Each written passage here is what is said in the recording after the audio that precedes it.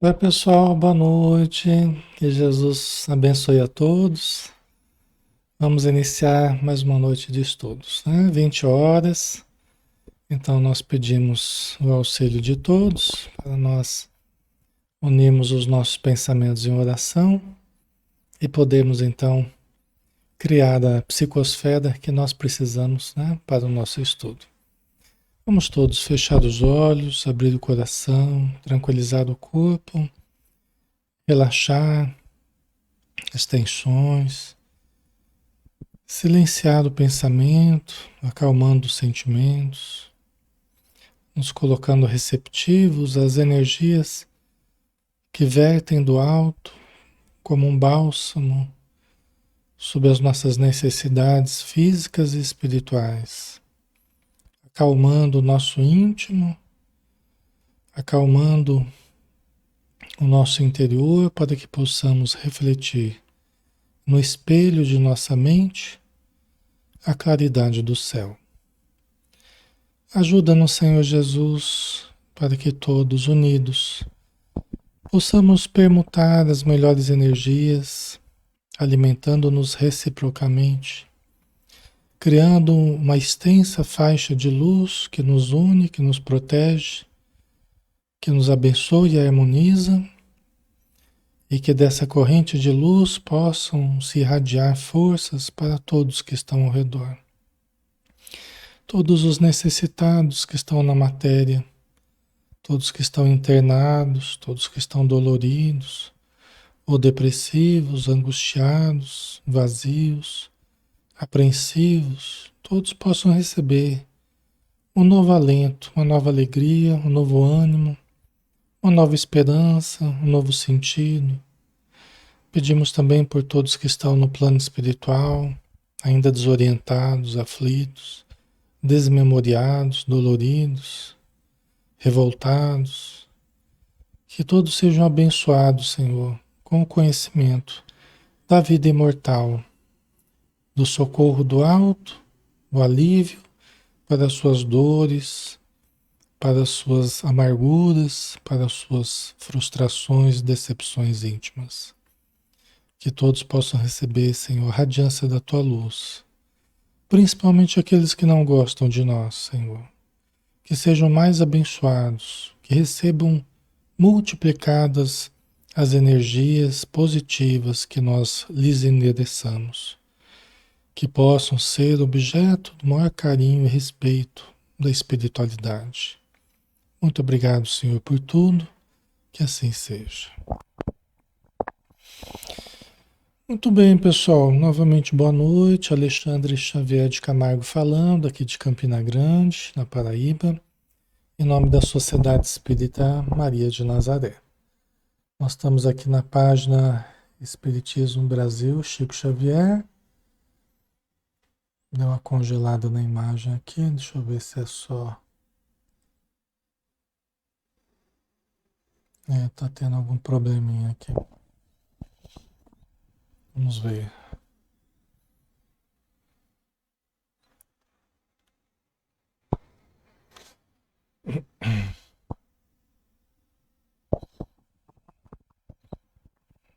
Tá tendo alguma dificuldade aí na transmissão, né? Na internet. Vamos ver se regulariza, tá?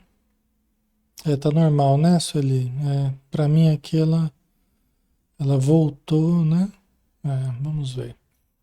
Deixa eu abrir uma outra página aqui para eu interagir com vocês, senão eu não consigo interagir. Deixa eu ver.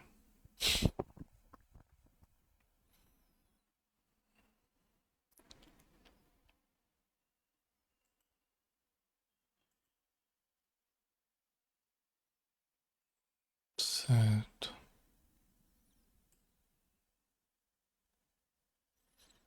Uhum. Ok, vamos lá, né, pessoal? Então a gente tá aqui todos os dias, né? De segunda, terça, quinta e sexta, às 20 horas. Né? Segunda, terça, quinta e sexta, às 20 horas. E na quarta-feira, às 9 horas da manhã, Inclusive amanhã nós temos estudo, né? Todos podem participar, um estudo aberto, como são sempre os nossos estudos, tá bom?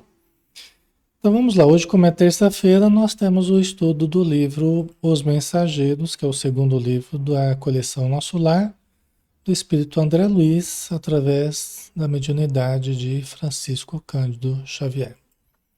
Estamos no capítulo 17, o Romance de Alfredo, né? Então, se vocês se recordarem, o André Luiz e o Vicente, junto com o Aniceto, que é o instrutor deles, né? Eles estão vindo para a Terra numa missão de aprendizado, né? Num treinamento que o Aniceto está propiciando a eles. E eles foram pelo umbral, né? Eles foram pelo caminho mais difícil, passando pelos abismos lá, pelos os desfiladeiros, né? As regiões obscuras do umbral.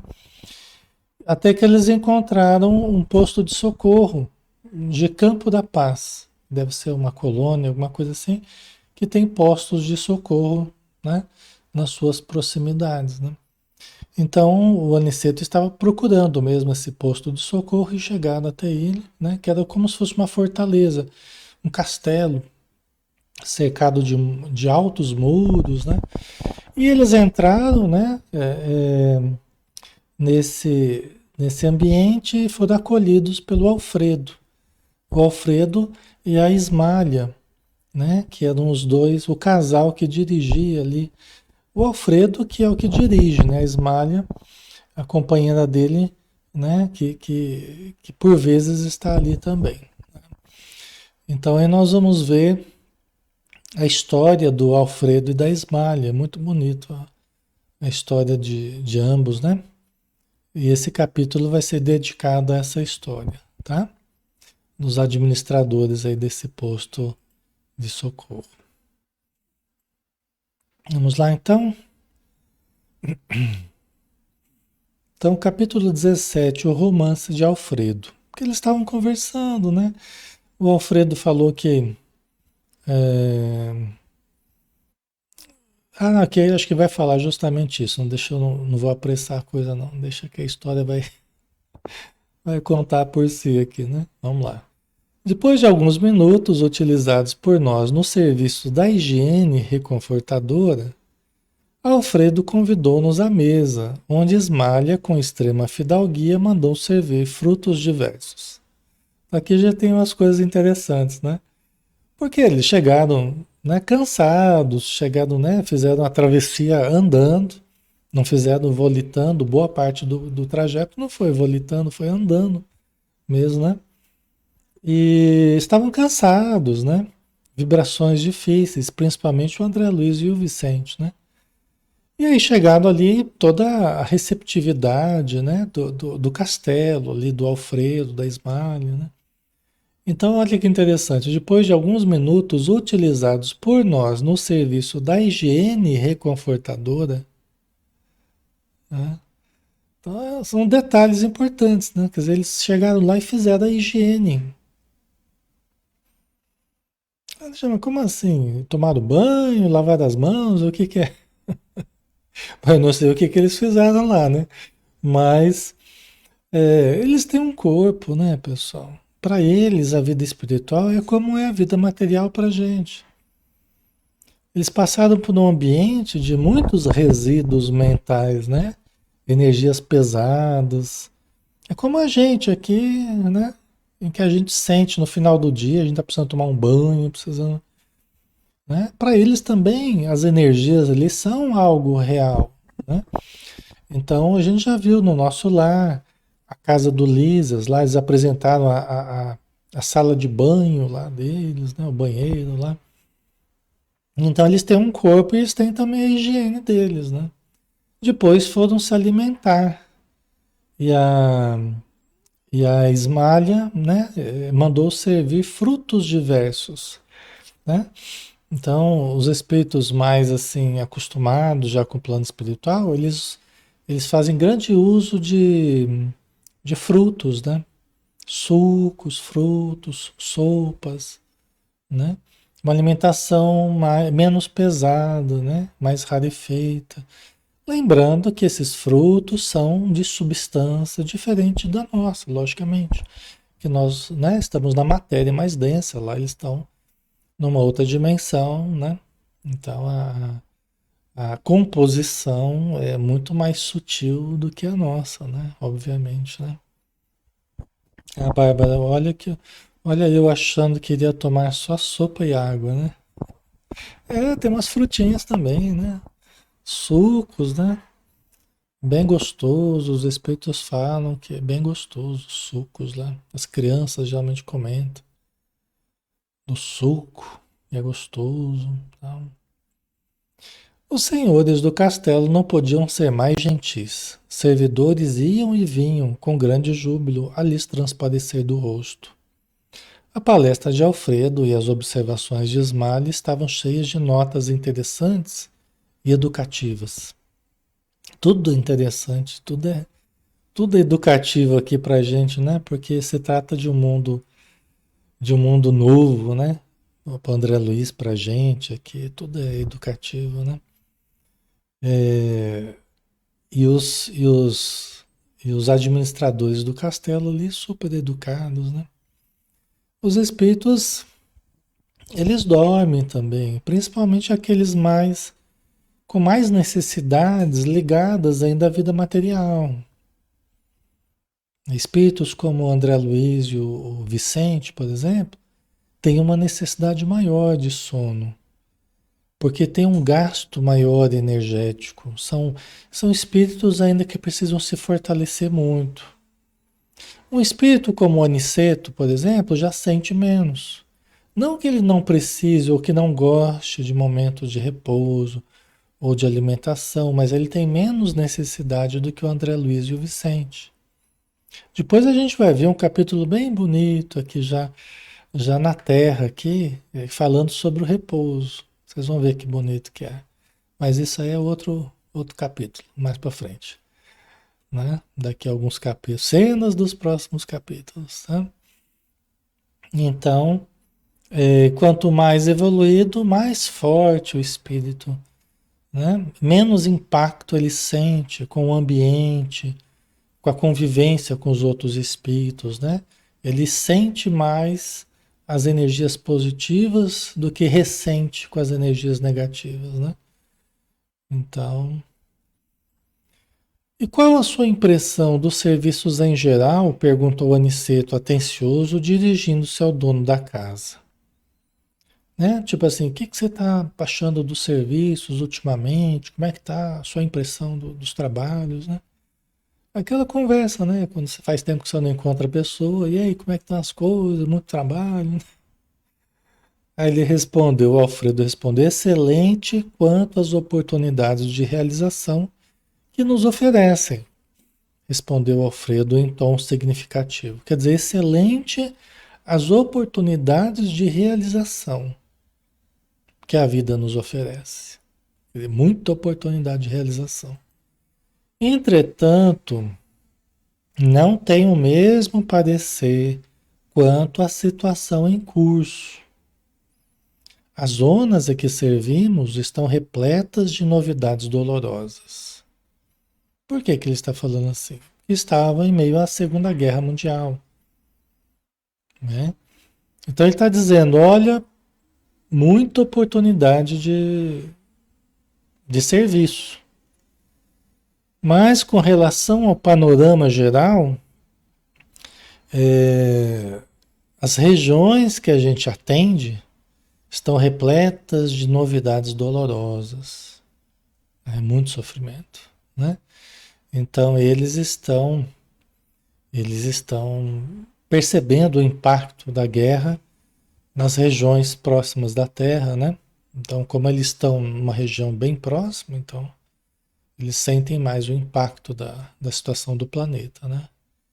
O presente período humano é de conflitos devastadores e as vibrações contraditórias que nos atingem são de molde a enfraquecer qualquer ânimo menos decidido.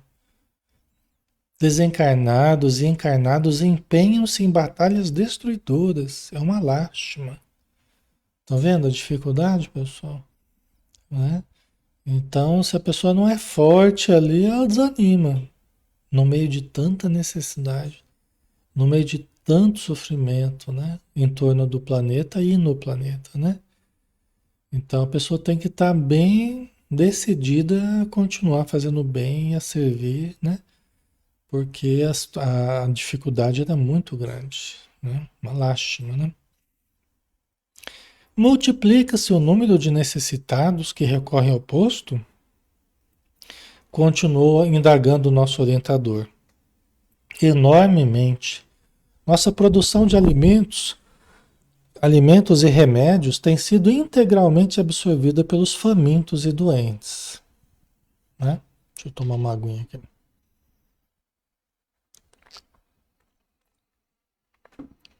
Porque em situações como essa, tanto na matéria aumenta o número de necessitados, quanto em torno da matéria. Porque muita gente desencarnando, muito necessitado, despreparado, muito desencarnado, despreparado, né? Então, aumenta o fluxo de espíritos sofredores nas regiões próximas à Terra, né? Inevitavelmente. E ele falou que interessante, nossa produção de alimentos e remédios tem sido integralmente absorvida pelos famintos e doentes.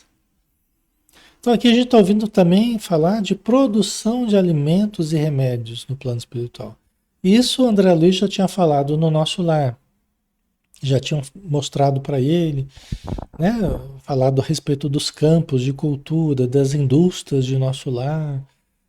Né? É bem interessante, né? Toda essa produção, por quê? Porque existe alimentação, porque existem corpos. Um corpo perispiritual, mas continua tendo suas necessidades, né? Então, e diante de espíritos tão materializados ainda, que vivem nessas regiões próximas à Terra, porque nessa região, em torno do planeta, né, nas regiões umbralinas, você não encontra espíritos espiritualizados, super espiritualizados. Você tem aqueles que estão trabalhando ali para ajudar, né? Mas os que estão estacionados nessa região são espíritos mais pesados, mais materializados. Então eles sentem muito mais os fenômenos fisiológicos, as dores, as lesões, as mutilações, né, os tiros e tudo isso eles sentem. A fome, o frio, né? Então a produção de remédios e alimentos, né? Porque há uma grande necessidade em torno do planeta, né? Certo? Obrigado, Umbelina. Seja bem-vinda. Todos estão chegando aí, viu? Sejam bem-vindos. Um abração. Vamos lá, né? Vamos continuar aqui. É que a nossa visão, né, do plano espiritual é uma visão ainda muito rudimentar, né? A gente vai se espantar quando a gente for para lá, quanta coisa nova a gente vai ver lá, né? Então, nossa visão é muito limitada aqui, né? Certo?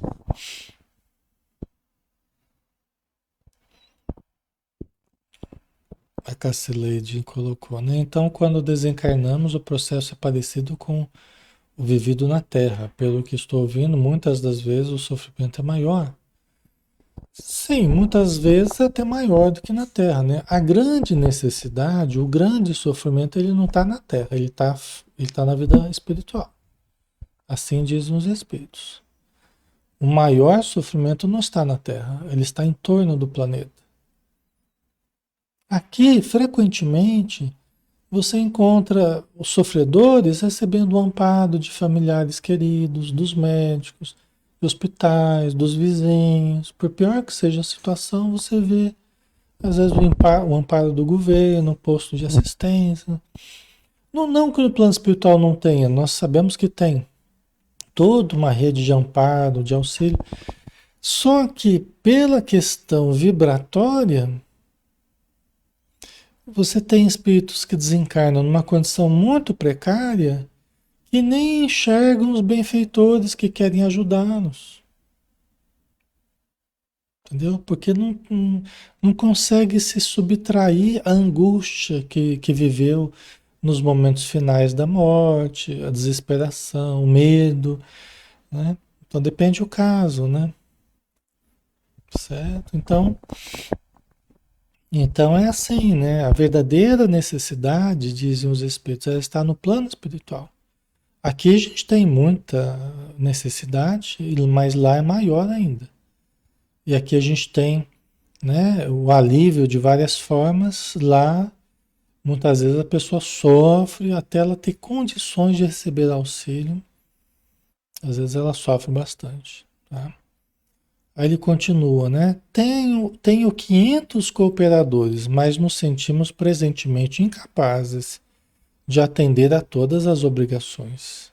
As massas de sofredores são incontáveis. No outro tempo, nossa paisagem se mantinha sem sombras durante muitas semanas, mas agora, né? Então, já pensou, né? Ele tem 500 colaboradores, mas não dá conta do, do serviço, não consegue atender a todos. E a questão da influência direta do pensamento dos encarnados e dos desencarnados, né, nas regiões inferiores, você vê que o posto de socorro antes passava até semanas sem sombras. Quer dizer, melhorava o clima ali, né? Que sofre impacto mental da Terra, né? Mas agora a sombra era quase que permanente, né? A sombra das energias deletérias, né? Do pensamento dos encarnados e desencarnados, né? Só para a gente ter uma ideia, né? Ele sempre terá um amparo, sempre tem um amparo dos bons espíritos. Nem sempre nós temos condição de receber esse amparo. Pega o caso do André Luiz, que ficou 8 anos no umbral, não dá para dizer que ele não tinha um amparo. O Clarencio visitou constantemente lá para ver se ele conseguia ajudar o André Luiz. Né? Espíritos amigos iam lá visitá-lo, mas ele não via, mas ele não conseguia elevar a vibração dele. Precisou de 8 anos para ele lembrar de fazer uma oração, para ele criar condições interiores para receber aquele amparo de que ele estava sendo objeto. Mas ele não percebia, não, né? Então já pensou, né? Mas é assim, infelizmente, né? Ou felizmente, certo? Ok? Então vamos lá. Até os suicidas, pessoal, né? É sempre bom a gente falar. Gente, os suicidas têm o auxílio imediato. Todos são objeto do auxílio imediato dos bons espíritos. Mas, pelas condições em que a pessoa se mata e que ela está na vida espiritual, nem sempre ela consegue perceber o auxílio.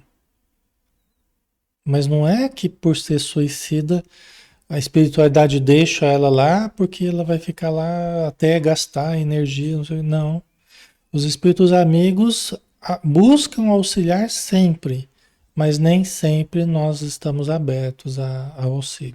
Nem sempre nós temos as condições para receber esse auxílio, mesmo no caso do suicídio, tá, pessoal? Nesse instante, Ismália pediu licença para dirigir-se ao interior, e como Alfredo fixasse os olhos nos meus, aventurei-me a considerar. Ainda bem que tendes uma abnegada companheira ao vosso lado, né? O André Luiz já estava meio curioso quando ouviu falar que a Ismália não morava com ele lá no castelo, né? E aí acho que ele jogou um verde lá para ver se o Alfredo falava alguma coisa, né? Ainda bem que tendes uma abnegada companheira ao vosso lado, né? Ele e Aniceto sorriram quase a um só tempo, falando-nos o administrador, né? O Alfredo e o Aniceto olharam um para o outro e sorriram, né? Ah, meus amigos, por enquanto não tenho essa felicidade em caráter definitivo. Né? O Alfredo, né? Gostaria, mas por enquanto ainda não tem essa felicidade. Ela não fica direto aqui, né, no castelo. Minha esposa e eu temos o divino compromisso da união eterna, mas ainda não lhe mereço a presença contínua. Ela é a bondade celeste e eu a realidade humana, dizendo que ela tem uma condição superior à dele, né? E que ambos já perceberam que eles têm uma ligação muito profunda pela eternidade, assim, né? São pessoas que se ligaram ao longo, provavelmente, das encarnações e que se amam profundamente e que querem continuar vivendo juntos pela eternidade, né? Pelas palavras aqui do Alfredo, né? Mas ainda no momento ela é a bondade celeste e eu a realidade humana, demonstrando a distância que existe entre um e outro, né? Depois de pequena pausa, prosseguiu com gentileza. Aniceto conhece a história. Vocês, porém, a ignoram. Sentir-me-ei, portanto, contente em relatar algumas lembranças, com benefício duplo. Aliviarei o coração uma vez mais, contando minhas faltas, e vocês dois, que talvez tenham em breve novos serviços na Terra, aproveitarão, por certo, alguma coisa das minhas experiências. Né? Aí vai começar a história do Alfredo e da Ismália. Né? Essas histórias são sempre muito interessantes e muito instrutivas, né? Para nós que estamos aqui e para todos aqueles que ainda estão presos, né? Às necessidades de reencarnar, né? Ismália e eu guardávamos um escrínio de felicidade no mundo. No entanto, os salteadores perversos espreitavam-nos a aventura. Né? Porque eles estavam muito felizes aqui na Terra, como um casal, com sua família, né? Estavam muito felizes, eram espíritos altamente sintonizados, altamente, né? Que se amavam profundamente, né? Mas os salteadores perversos, os espíritos, né, sejam encarnados, sejam desencarnados, espreitavam-nos a aventura. Porque são os compromissos do passado, né? Às vezes a gente aprontou muito no passado, e aí no presente a gente tem a oportunidade de viver uma felicidade, de viver uma aventura, só que não desconectados das necessidades do passado. Então a gente é passado, a gente passa por provas, a gente passa por expiações, a gente passa por desafios diversos, né? Que são necessários para a nossa evolução. Né? São necessários para a nossa evolução. Ninguém foge aos compromissos do passado. Minha responsabilidade era enorme no campo dos negócios materiais. E longe de compreender as obrigações sublimes de esposo e pai, não procurava atender aos deveres justos para com o lar e os dois filhinhos que Deus me enviam ao círculo doméstico. Né? Quer dizer, aí ele faz um meia-culpa aí, um meia-culpa aí já uma avaliação, né, que ele tinha muitas responsabilidades nos negócios materiais e não procurava atender aos deveres justos para com o lar e os dois filhinhos, né? Então, era alguém que se entregava mais às questões materiais do que propriamente a função de pai, de esposo, né? De marido, né? É alguém que, pela avaliação dele, que tenha ficado muito a desejar nesse sentido, né? Às vezes a gente tem responsabilidades no campo material, mas pode também balancear um pouco a coisa, porque há outras necessidades. Não há só as necessidades da matéria, né? Há outras necessidades, até mais importantes em certo sentido, né? Que é a necessidade do espírito, né? Do afeto, da convivência, né? Da educação, então. Mas isso todos vocês sabem, né? Ismália, porém, era a providência de nossa casa. Esqueci-me, contudo, de que a virtude, a qualquer tempo, será atormentada pelo vício. E minha nobre companheira foi vítima da maldade de um amigo desleal, com quem tinha eu inúmeros interesses em comum no campo monetário.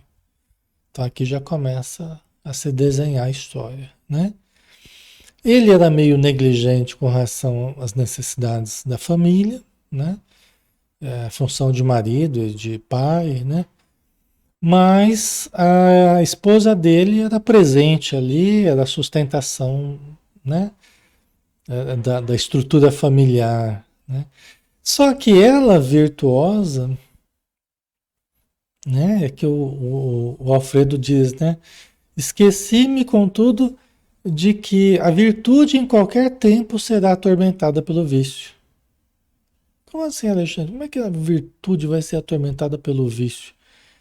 A pessoa virtuosa, né, sofrerá o assédio das pessoas maledicentes, das pessoas viciosas, das pessoas maldosas, das pessoas, né, impenitentes ao redor, né? Vide Jesus, né? E todos aqueles que tentaram fazer o bem, né, fizeram o bem e sofreram consequências vindas de pessoas é, que não entendiam, né, e que apenas expressavam a sua inferioridade, né? Então, todos aqueles que procuram fazer o bem sofrem com a maldade daqueles que estão no patamar de maior necessidade, né? Então, e aí o que aconteceu a princípio aqui, né? É, a esposa dele foi vítima da maldade de um amigo dele, com quem ele tinha inúmeros interesses em comum no campo financeiro. Então, esse amigo dele prejudicou a Ismália. Vamos ver de que forma que isso aconteceu, né? Minha esposa sofreu em silêncio a perseguição dele por alguns anos consecutivos. Não é? Como assim a perseguição? Porque ele estava interessado nela, né? Ela sofreu assédio dele, né? Sofreu assédio do amigo dele, né? Que certamente frequentava a casa e estava sempre por perto e tal. Durante anos ela sofreu assédio dele, anos consecutivos, né? E quando o meu desventurado sócio verificou a inutilidade da atitude criminosa, em franco desespero, buscou envenenar-me o espírito desprevenido. Então, quando ele percebeu que a Ismália não ia ceder aos desejos dele, porque ela, pelo jeito, é uma pessoa altamente evoluída, digna, correta, né? E estava ali firme na sua postura, né? Coerente ali com o Alfredo, com a família e tudo mais. Quando ele percebeu a atitude digna dela e a atitude reta dela, ele se desesperou. Ele devia estar apaixonado, talvez, alguma coisa assim. E aí começou a envenenar a mente do Alfredo. Não envenenar com veneno, mas envenenar com palavras, com pensamentos, com palavras, né? Com a calúnia. A calúnia. Tragédia, né, Bárbara? Pois é. Era o sócio dele, né? E aí o que o sócio dele fez? Começou a adverti-lo quanto ao procedimento dela. Calúnia é terrível, né? A calúnia é terrível. Por isso que Jesus falou, né? Para a gente não dar falso testemunho, né? Na verdade, isso tá no Antigo Testamento, as tábuas das leis, né? Não dareis falso testemunho, né? Isso está nos 10 mandamentos, na verdade, né? Corrigindo aqui, né? É terrível. Você vê que está nas regras básicas das leis divinas lá, não dar falso testemunho. Não mentir, não usar da calúnia, né? Não difamar, né? Tão importante hoje, mais do que nunca, a gente vê a importância disso, né? Parece que virou a maior arma das pessoas, a calúnia, né? A maledicência. Nossa Senhora, terrível isso, né? Então ele fez isso, ele começou a advertir o Alfredo quanto ao procedimento dela. Tipo assim, ó, Alfredo, cuidado, hein, com a sua esposa, hein? Fica de olho, hein, Alfredo, fica de olho. Atordoou-me, envolvendo-a em acusações descabidas. Né? Começou a falar coisas descabidas pro Alfredo. E o Alfredo era muito amigo dele. Começou a ficar atordoado com aquilo, né? Subornou criados domésticos. Olha que coisa. Ele subornou, né? Subornou criados domésticos lá no Alfredo, né? Que conseguissem, e colocou espiões que seguissem minha querida Ismália nas tarefas de esposa e de mãe,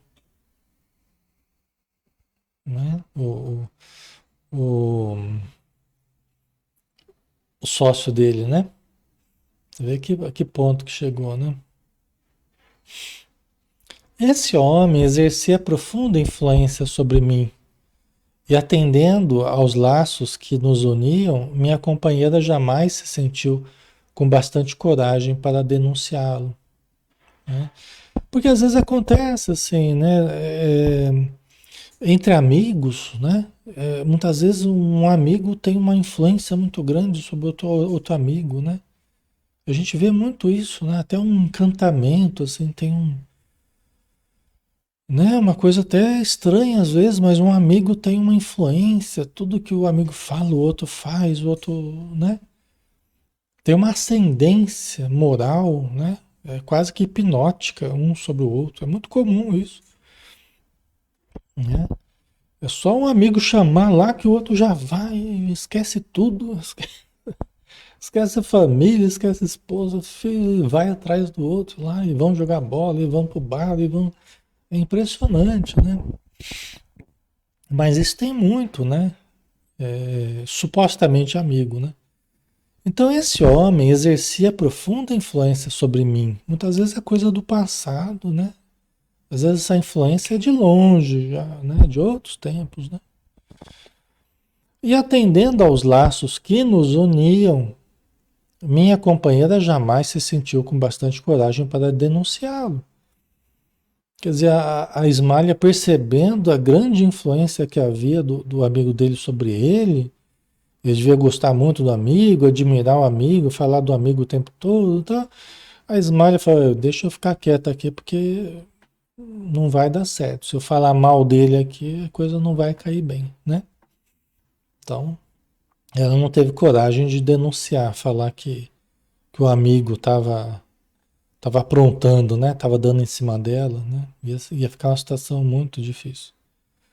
Enquanto dava ouvidos à calúnia, fora de meu círculo doméstico, tornara-me intolerável dentro dele. Enquanto dava ouvidos à calúnia fora de meu círculo doméstico, tornara-me intolerável dentro dele.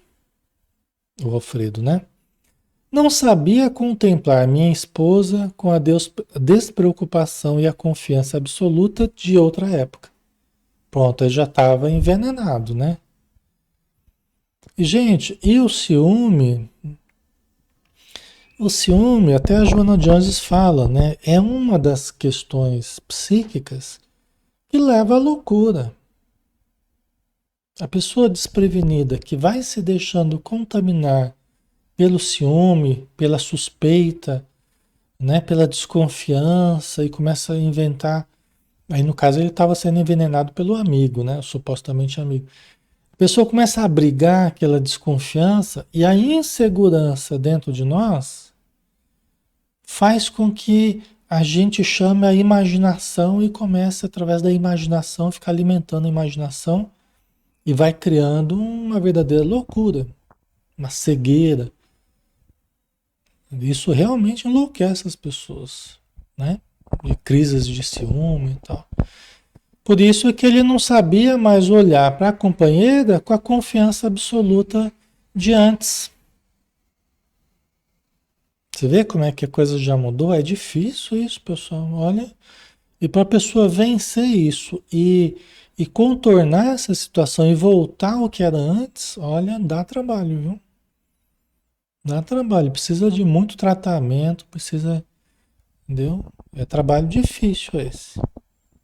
Da pessoa voltar, se reajustar, né? Sair dessa situação de desconfiança, de ciúme, é um negócio, um tratamento difícil, tá? Então, a imprevidência dele, né, acabou facilitando que o amigo o envenenasse, né, dessa forma, tá? Então, aqui já começou a complicar o vínculo entre o Alfredo e a Ismália, né? Via o mal nos seus mínimos gestos e queria descobrir segundas intenções nas suas frases mais inocentes. Cheguei a acusá-la veladamente. Ismália chorou e calou-se. Pô, aí que tá, né? Porque aí a pessoa começa a procurar aquilo que ela acredita.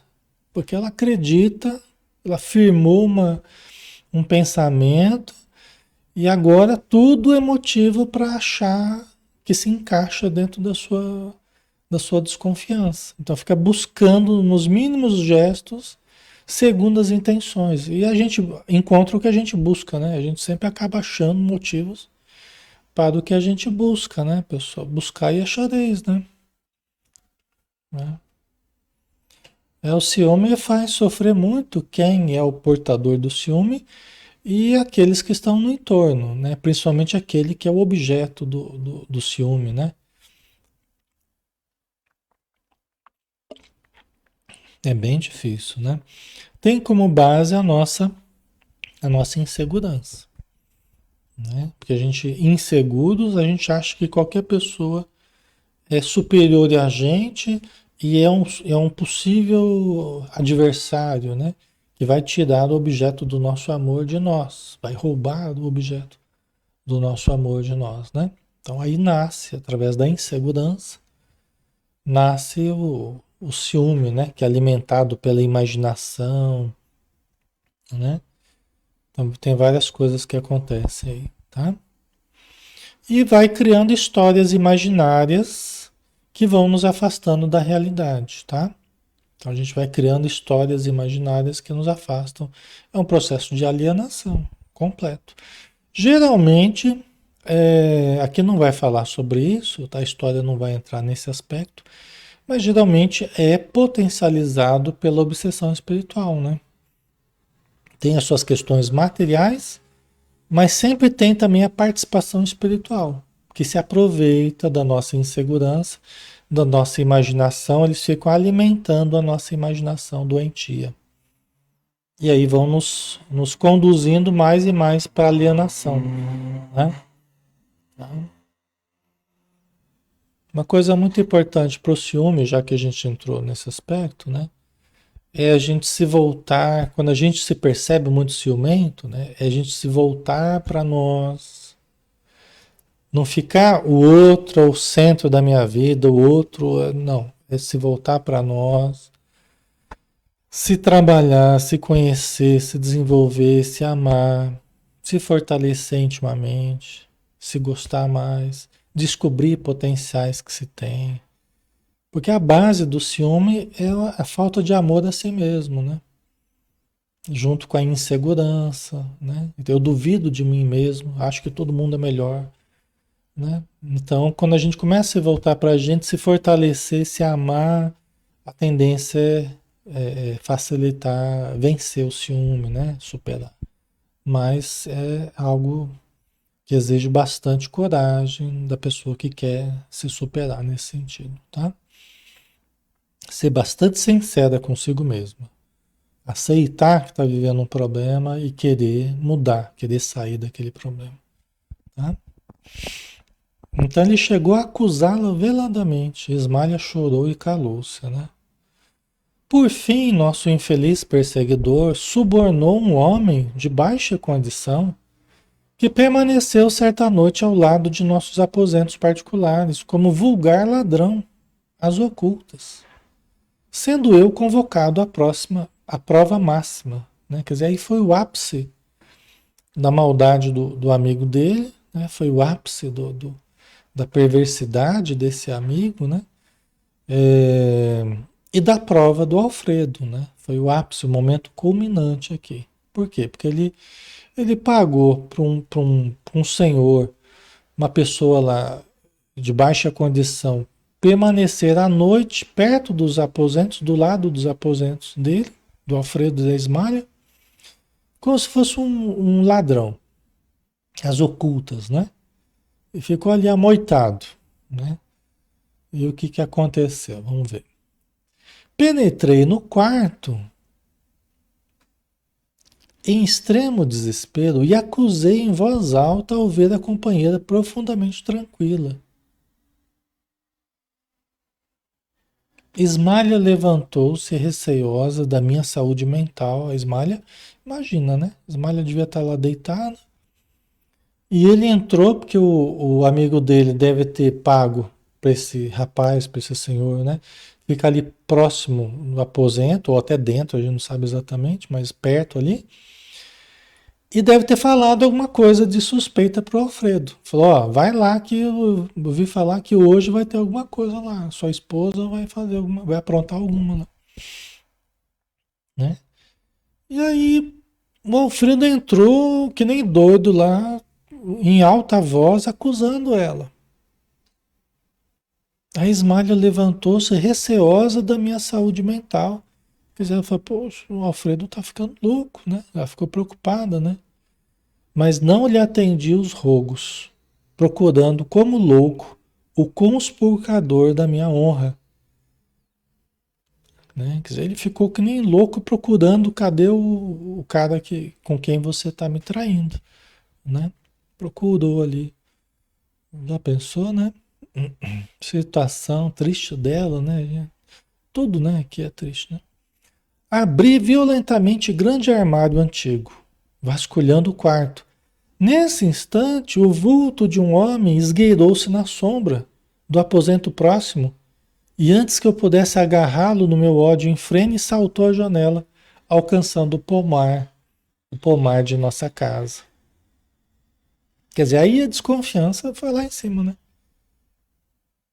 Porque ele estava lá abrindo armários, tá? E perto ali, próximo ao quarto ali, alguém saiu fugindo, pulou a janela sem que ele pudesse pegar.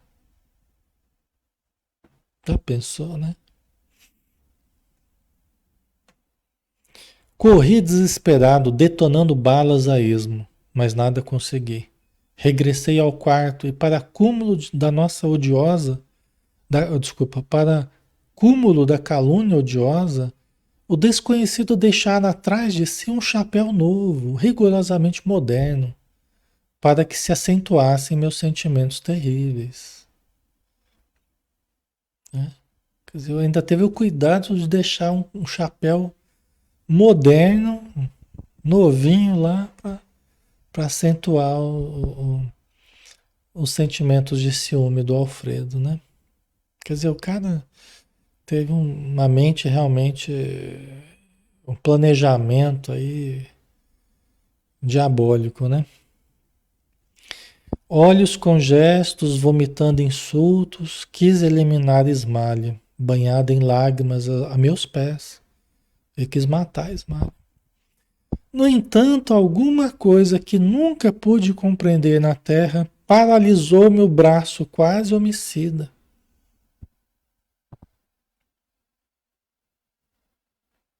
Né? Quer dizer, os espíritos não permitiram que fizesse isso. Provavelmente a Ismália não precisava passar por essa situação específica. Não precisava ser assim, desse jeito, né? Então alguma coisa susteve lá o braço homicida, quase homicida do Alfredo. Muitas vezes acontece isso, os espíritos intervêm quando não é o caso da pessoa passar por isso, né? Por essa situação, né? Que coisa, né, pessoal? E ela sem saber nada, né? Sem entender o que estava acontecendo. Vociferando blasfêmias, surdo aos rogos dela, afastei-me do lar, tomado de horror. No dia imediato, fiz valer meu direito exclusivo sobre os filhos e providenciei para que Ismália, convertida em estátua de dor, fosse restituída à fazenda paterna. E ali, num mundo que era dominado por homens e, né, a mulher tinha um papel secundário, né, vamos dizer assim, na estrutura, né, apenas no lar onde ela podia, né, com mais liberdade dar as ordens e tal, mas muito submetida, né, às mulheres, né, o esquema dos homens, então ele fez valer o direito exclusivo sobre os filhos e devolveu à esposa a fazenda paterna. Uma pessoa a dor que ela sentiu, né? Que terrível, né? Contratei uma governanta para os meninos e logo após tomei um paquete para a Europa, onde me demorei mais de 3 anos. Quer dizer, ela nem deixou ela cuidar dos meninos, contratou uma governanta para cuidar dos meninos, olha que situação. Né? E ele foi para a Europa, pegou um navio para a Europa. Né? É uma prova terrível para todos, né, pessoal? Aliás, passam por isso, não, é, não à toa, né? Certamente esse grupo tinha provas a passar, né? Tinha situações do passado aí a colher, né? Resultados, né? De atitudes passadas, né? A gente entende isso dentro da lei de causa e efeito, né? Mas não é fácil, não. Nunca me propus a verificações sérias, e embora tivesse o espírito incessantemente atormentado, omitindo os sentimentos mais íntimos, jamais procurando notícias da companheira caluniada. Né? Quer dizer, ele nunca se propôs saber, verificar mesmo se era verdade, se não era, o que tinha acontecido, né? E se sentia atormentado, né? Mas procurava coibir ali os sentimentos mais íntimos, né? Jamais procurando notícias da sua companheira. Né? Vamos ver, a história é dramática, né? Certo dia recebi uma carta lacônica na costa francesa, onde ele estava, né? Um parente dava-me informações da esposa. Após 2 anos angustiosos entre a saudade e o abandono, Ismália fora acolhida pela tuberculose, falecendo em terrível martírio moral. Né? Tadinha, ela vivendo todo esse sofrimento moral, né? Acabou desenvolvendo a tuberculose e, e morrendo, né? Em terrível sofrimento moral, né? Você vê o impacto, né? Da calúnia, né? O impacto da mentira, o estrago que pode fazer na vida das pessoas, né? Não é fácil. Deliberei então a volta. Fixei-me novamente no rio, eduquei os filhinhos e conservei a dolorosa viuvez no desencanto do coração. Os anos rolaram uns sobre os outros, quando fui chamado à cabeceira do ex-sócio agonizante. Quer dizer, agora era o ex-sócio que estava quase morrendo, estava agonizante. Né?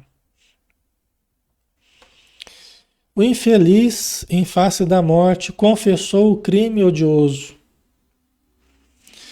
pedindo um perdão que infelizmente não pude conceder. Transformei-me desde então num louco irremediável. Ele fala infeliz, né? A pessoa é infeliz, a pessoa que faz o mal é infeliz em si mesma, né? Porque está semeando o mal, né? E o perdão que infelizmente não pude conceder porque O grande desafio para nós, mediante as ofensas, mediante a calúnia, mediante, né, até a morte, se formos assassinados, se formos, né, roubados, o grande desafio é perdoarmos. Porque só assim que a gente consegue ir para frente. Porque fora disso, o que que a gente tem? A gente tem o desejo de vingança, a gente tem a obsessão, que a gente se transforma no obsessor da pessoa. A gente tem a fixação nossa na dor, no sofrimento, no tempo e no espaço, presos a uma situação que para nós não vai mudar. Então a melhor saída é o perdão. Por mais difícil que seja, né? A melhor saída é o perdão. Por isso que ele fala, né? Um perdão que infelizmente não pude conceder. Que agora ele entendia, né? Contando a história, ele entendia que o melhor na época era ter perdoado, né? Né, Adair? Verdade, o perdão é difícil, mas é necessário. Porque se não tiver o perdão, o que que nós vamos... O perdão é para essas situações. Para que que serve o perdão? Não é para a situação em que nós somos beneficiados, nós somos agraciados. Aí não existe necessidade de perdão. Perdão é justamente, a existência de perdão é justamente para os momentos como esses. Ou para as grandes faltas, ou para as pequenas faltas, mas é justamente para isso que serve o perdão. E aí que está o grande desafio do perdão. Porque tudo nos leva ao contrário, né? Tudo nos leva a mágoa, ressentimento, ódio, vingança, destruição. E é por isso que o umbral está tão cheio de gente. Porque a maioria são pessoas que não conseguiram perdoar alguma coisa. Ou muitas coisas, né? Tá? Então, transformei-me desde então num louco irremediável, né? Cansado, envelhecido, procurei a propriedade rural dos sogros, tentando reparar de alguma sorte a injustiça, mas a morte não me deu ensejo e voltei para a esfera dos desencarnados em tristes condições espirituais. Tentou reparar ainda, mas aí não havia mais possibilidade, né? De reparar, pelo menos nessa encarnação, né? Desde muito dediquei-me aos serviços do nosso posto de socorro. Consagrei-me aos ignorantes e sofredores. E minha santa esmalha vem até aqui mensalmente incentivar-me o bom ânimo e amparar-me nas lutas. É tocante, né, pessoal? Seria a virtude, né? Por isso que ele fala que ela é a virtude celeste e ele é a realidade humana, né? Aqui a gente vê bem a situação, né? E ela vem ali para ampará-lo, né? Dar bom ânimo nas lutas dele, né? Nas lutas dele com ele mesmo, né? Porque ela sofreu a agressão, ela sofreu o mal e por isso ela está com a consciência tranquila, né? Embora lamente, né? Certamente lamenta muito a queda do marido dela, né? Toda a situação que ela viveu, né? Familiar, tudo deve ser muito difícil para ela. Mas ao mesmo tempo é alguém que está em paz consigo. Esse é o prêmio do bem que se faz, né? É a paz de consciência, tá? E a pessoa que fez o mal fica presa ao mal que fez, né? Por isso que a pessoa que faz o mal não merece a nossa condenação, né? Se for alguém, né? Não merece, porque a pessoa é infeliz em si mesma. A pessoa que faz o mal já está presa ao mal que fez. Vai ter que reparar o mal, né? Em algum momento, tá? Certo. Nós estamos quase acabando aqui, pessoal. Vamos só mais um pouquinho. Mas não poderia ela transferir-se definitivamente para aqui? Indagou Vicente, tão impressionado quanto eu com o romance comovedor. Alfredo sorriu e falou: sei que Ismália tem trabalhado para isso, que seu ideal de união eterna é idêntico ao meu, atendendo à circunstância de estar o superior sempre em posição de dar ao inferior. Mas não ignoro que foi advertida por nossos maiores sobre as minhas atuais necessidades de esforço e solidão. Quer dizer, ela deseja, né? Ela deseja, ela gostaria de estar junto com Alfredo, que é o ideal dela, essa união eterna de ambos, né? E ela, como superior, poderia estar com o inferior, não pode o contrário, não pode ele estar com ela num ambiente superior, né? Mas ela pode estar com ele, só que ela foi advertida pelos espíritos superiores das necessidades de esforço e solidão do Alfredo. Aí que a gente vê os espíritos superiores, a retidão, a disciplina, a lucidez, né? Por mais que amem, por mais que queiram, a forma de amar é diferente. Porque a Ismália ama o Alfredo, queria muito estar com ele, mas os espíritos superiores falaram: Ismália, ele precisa aprender a valorizar aquilo que ele não valorizou. Ele tem necessidades de esforço e solidão. São necessidades dele.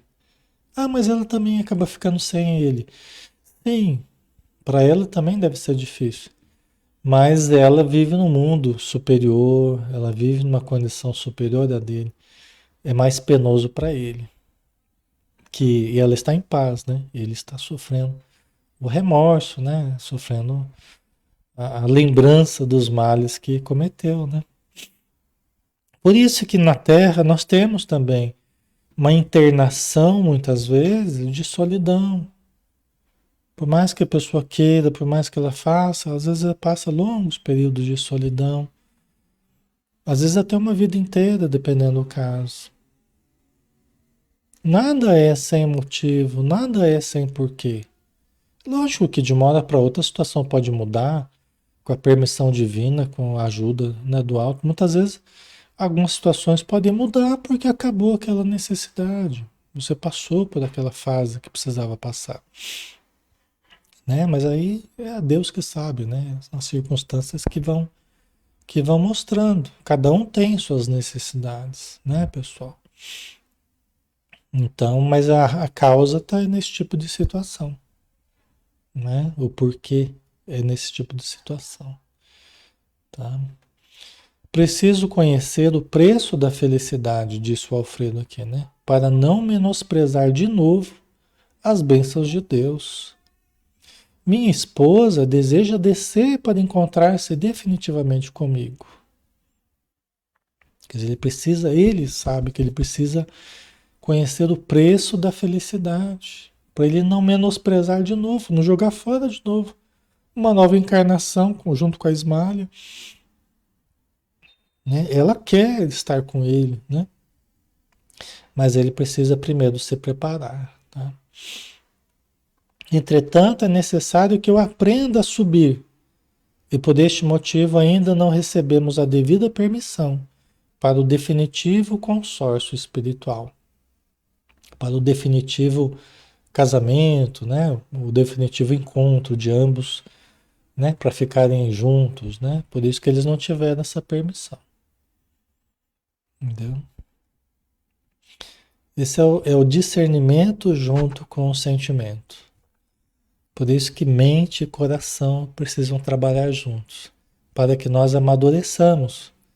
Os espíritos superiores são profundamente maduros, porque eles trabalham a mente junto com o coração. A mente equilibrada, o coração equilibrado, ambos trabalhando juntos, né? Para que a gente aprenda a dar sentido, direção produtiva para os nossos sentimentos, né? Observando-nos a emoção, concluiu: estou resgatando crimes de precipitação. Pela impulsividade delituosa, perdi minha paz, meu lar e minha devotada companheira. Gente, quantas vezes eu já falei para vocês aqui?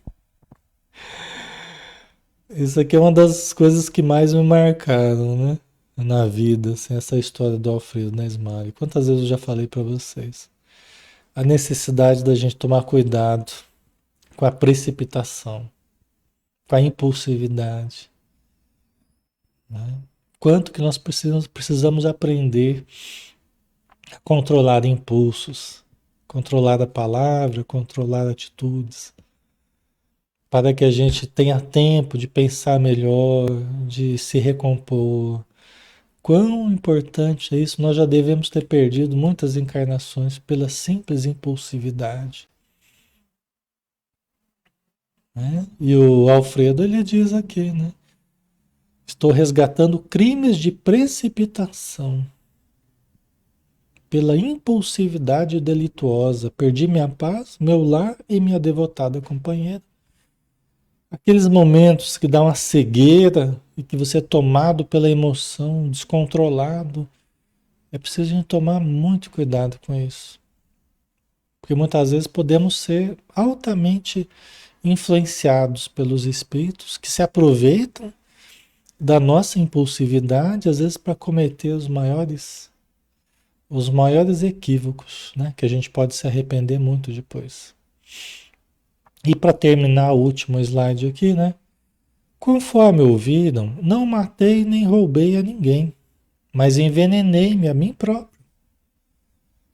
A calúnia é um monstro invisível que ataca o homem através dos ouvidos invigilantes e dos olhos desprevenidos. É não saber ouvir, o ouvido invigilante, os olhos que querem ver o mal, ao invés de buscar com lucidez, enxergar melhor, enxergar com correção, buscar o lado bom das pessoas, das coisas, não é? Então, ele não matou nem roubou, mas ele se deixou envenenar. Ele se deixou envenenar. Cuidado que nós temos que ter com pessoas que chegam, ó, Alexandre, ó, não sei o quê, cuidado com isso, aquilo, né? Vem falar de outras pessoas, vem falar mal, vem falar não sei o quê. O cuidado que a gente tem que ter. Às vezes de comprar coisas do jeito que vieram ali e aceitar sem discernir, sem ter vigilância. Às vezes a pessoa aumentou muito a coisa, distorceu fatos, criou coisas da cabeça da pessoa. E aí você embarca numa aventura aí que nem lhe dizia respeito, que nem era verdadeiro, que nem. Então a gente precisa tomar muito cuidado com isso, né? Muito cuidado. Muita vigilância, né? Por mais que a gente goste da pessoa, um amigo, um parente, um companheiro de trabalho, mas o cuidado. Será que é verdade isso aí? Será que. Por isso que Sócrates usava os três crivos, né? Será que é verdade? Será que é útil? É bondoso da parte de quem está falando? É útil o que a pessoa está me falando? É verdadeiro? Né? Então, a gente precisa tomar muito cuidado, né? Senão a gente entra pelo cano mesmo, tá? Então, finalizamos, né, pessoal? Estamos na hora, terminamos por hoje. Uma história que, embora seja uma história triste, né? Mas é uma história importante para nós, né, pessoal? Porque os problemas do afeto, do relacionamento, os dramas da paixão, os crimes passionais, tudo isso está aí todos os dias nas manchetes. E muito se deve à invigilância, muito se deve à calúnia, muito se deve às influências aí, né? Tá? Então vamos finalizar com oração, né? Agradecendo e pedindo forças do alto para que nós também, sendo provados, sendo experimentados, sendo testados em situações como essas que nós vimos aqui, saibamos ter a necessária vigilância, o necessário cuidado, a necessária bondade, o necessário discernimento, e que nós aprendamos a buscar sempre o bálsamo da oração e nos perguntarmos, Senhor, o que farias se estivesse em nosso lugar? Como agirias nesta ou naquela situação? E nós encontraríamos, Senhor, o respaldo necessário, o amparo necessário, o suporte aos nossos mais profundos pensamentos e sentimentos na tua conduta, nas tuas palavras, nos teus sentimentos, na tua luz, na tua paz, nos mostrando o caminho do bem, o caminho do perdão, o caminho da misericórdia, o caminho da caridade. Ajuda-nos, Senhor, a utilizarmos no nosso dia a dia todos esses recursos imprescindíveis à nossa felicidade. E a cada dia reafirmarmos mais e mais o nosso papel de cristãos aqui na Terra, de espíritas, de cristãos, de pessoas que procuram ser melhor hoje do que ontem e amanhã melhores do que hoje. Obrigado por tudo. Dispensa-nos na tua paz, Senhor. Pedimos, inclusive, por todos os participantes dessa história, que são seres reais. O Alfredo, onde estiver, aquele que foi o causador do seu sofrimento, seu sócio, a Ismália, seus filhos, todos aqueles que fizeram parte dessa história, recebam neste momento nosso carinho, nosso respeito e as nossas melhores energias. Que assim seja. Muito bem, pessoal. Obrigado pela presença, tá? Pelo carinho de todos, pela participação, sempre maravilhosa, tá? E amanhã, às 9 da manhã, a gente tem o Céu Azul aqui, tá? A gente tem um livro que nós estamos estudando, né? Às 9 horas da manhã. Então, quem quiser participar, está convidado, tá? Então, fiquem com Deus. Um abraço, pessoal. Até mais.